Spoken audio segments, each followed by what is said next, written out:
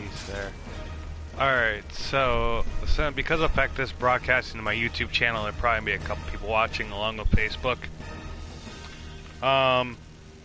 So just FYI for everybody, gear set right now, my item level is 1251. It does make a difference if you are actually running for epic dungeons. Minimum is 1600. That's what I'm trying to work up to.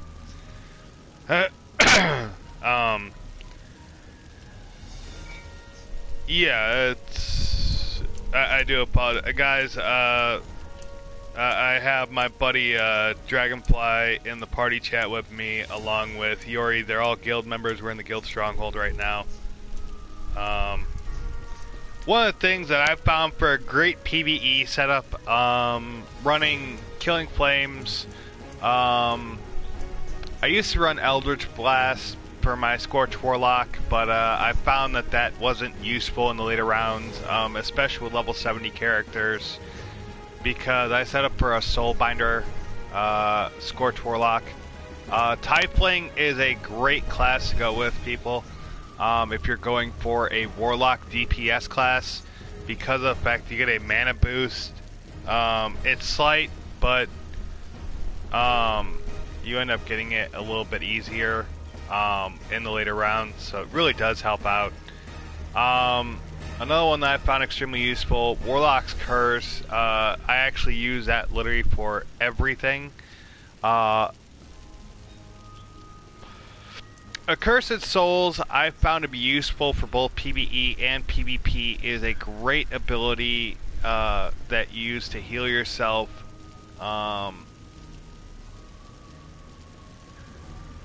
I've actually found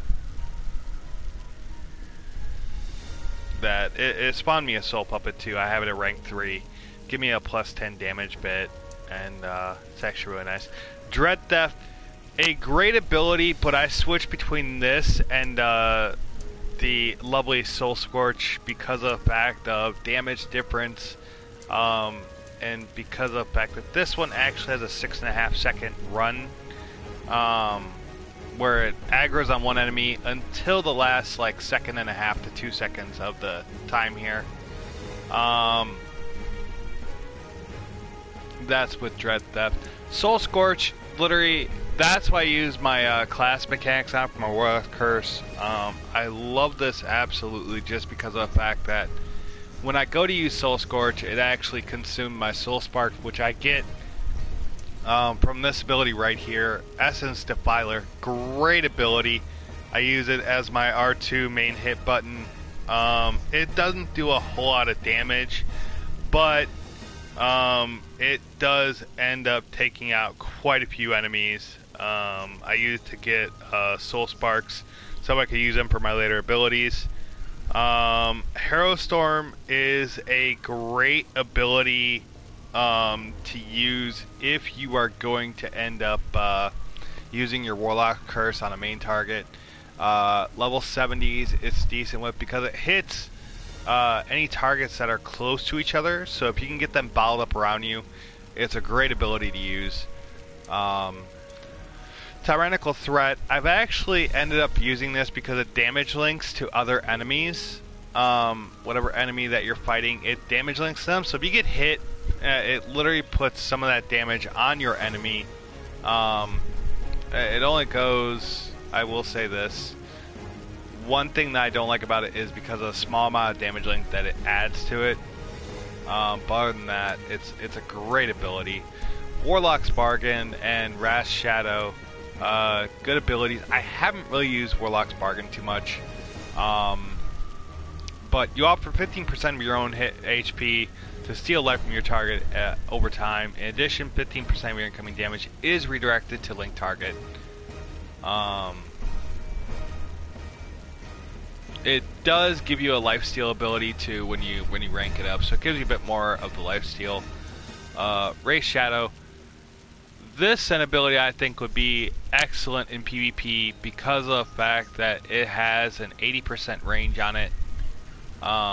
It only does about 6,000 damage, which wouldn't be good too much for PvP, but for a quick little attack to throw in there, it would be decent. Immolation Spirits. I've actually found that this is a lovely ability of the Soulbinder class for the Paragon Path. I absolutely fell in love with it, ladies and gentlemen, just because of the fact that it consumes soul sparks to animate burning spirits to attack your foes. They gain an increased 10% increased damage resistance and 25% increased damage for every 6 soul sparks consumed. That damage does go up over time. Personally, like I said, I love it because if you look at the damage up there, you're looking at 24,598 max damage and 20,000 minimum damage for that lovely attack. I will say this though, it does, and you want to have a lot of soul sparks consumed when you end up using this ability. I haven't really gotten into Snuff Out or any other abilities there. When a target within 30 PD dies, you gain a soul spark. This spec can trigger once every 3 seconds. Blades of Vanquish Armies.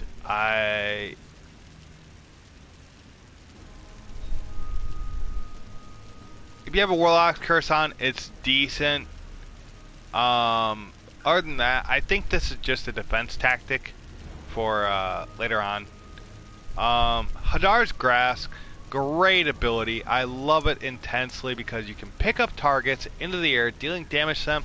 You can actually throw a Warlock Curse on them and deal the extra damage that you need for it. I use this with 99% of my enemies.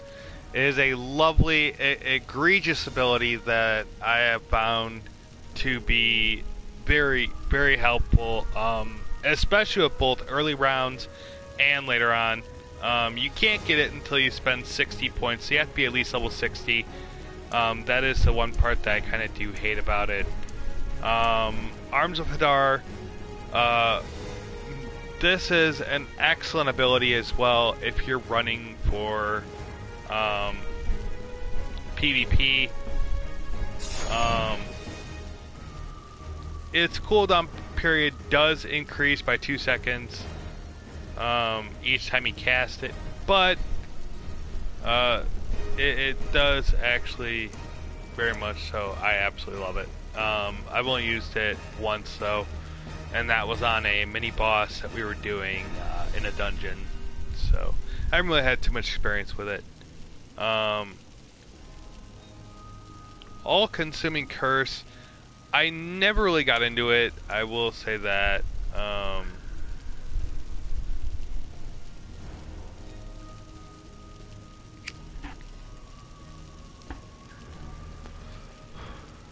This is my setup for my Soulbringer Fury class. If you want to, you can also look at my feats.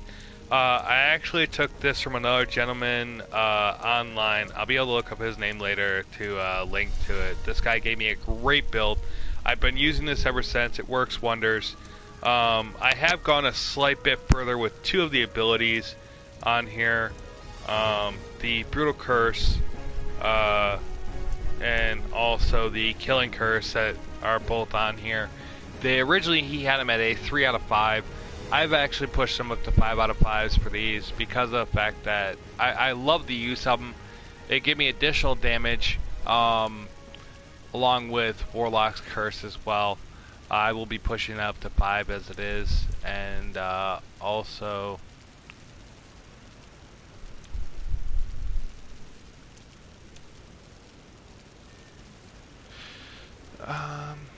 let me see here. When a cursed target is killed, you deal... Okay, so...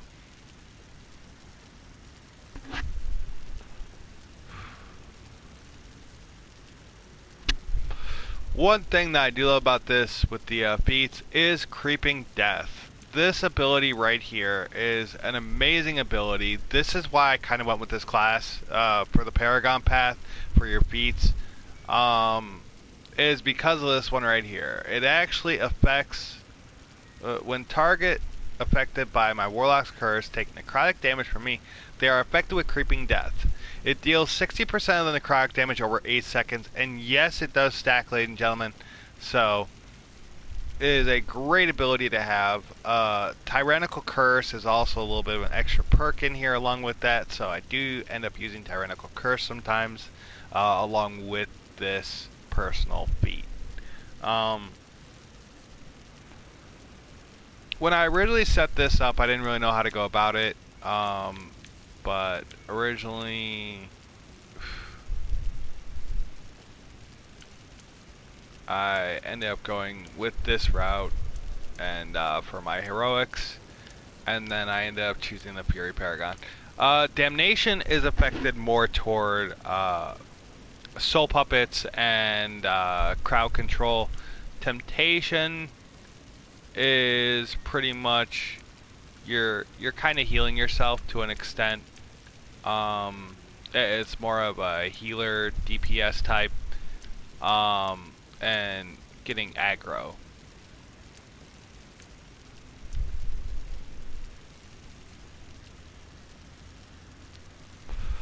So that's my run through, guys, for my setup. We're gonna play a little bit here. I got a power level, a buddy of mine's, so this will here. Zach, Dragon, have you gotten that off you? Like at the top right corner, in the top left corner, you'll see your username and your level and your health bar, and then the blue bar below that is your XP bar, and then right below that, do you see a body thing where it shows like a full body? Okay, then that's gone.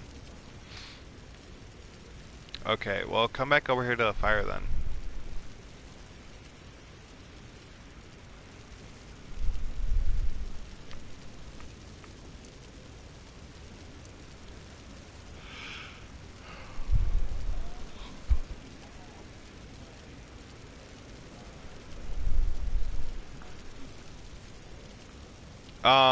If I was you, what type are you going for? You going because you're a great weapons fighter, which means you can go as a paladin tank class. Your thing is going to be a tank or a DPS tank.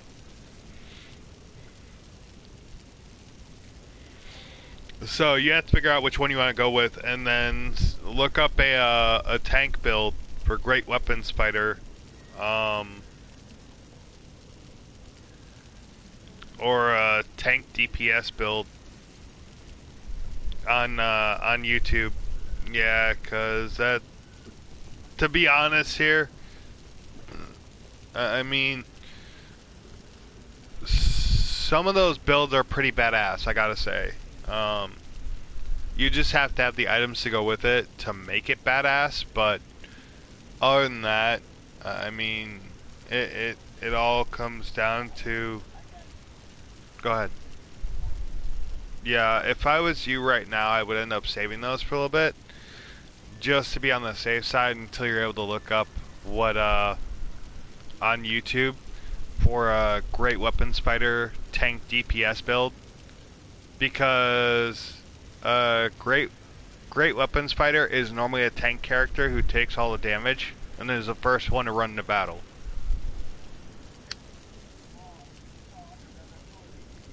Mm-hmm.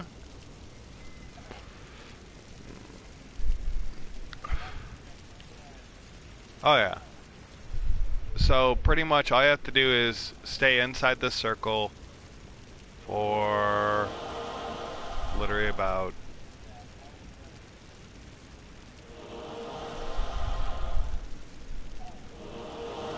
Yeah. Come on now, damn it.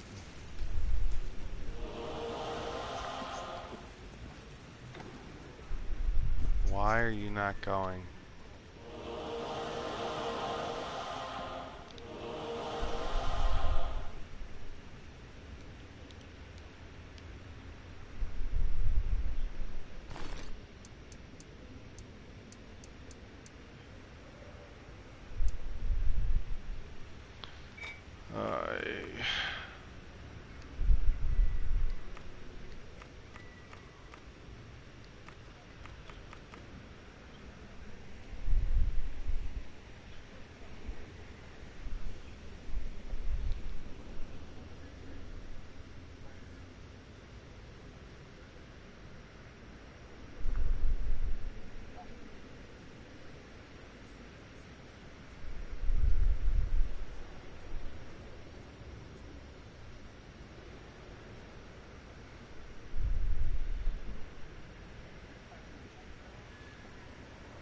Yeah.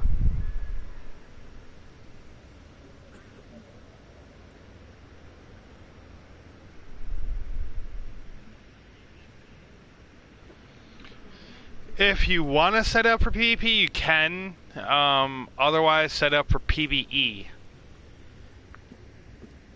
But you'll probably see a couple like 10 to 16 minute videos on there. Pretty much they'll state what... Really?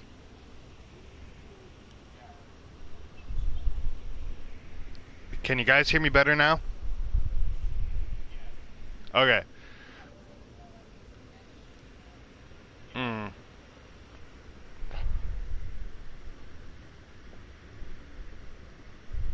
Well, it normally I do a PvE build, but you'll see a bunch of 10 to 16 minute videos. Pretty much people put up a 16-minute video of, okay, this is what my powers are, this is what my gear looks like, this is what my feats are. God damn it, man. Better now? That's probably it. God damn it, Triz. Had me broadcasting like a crazy man.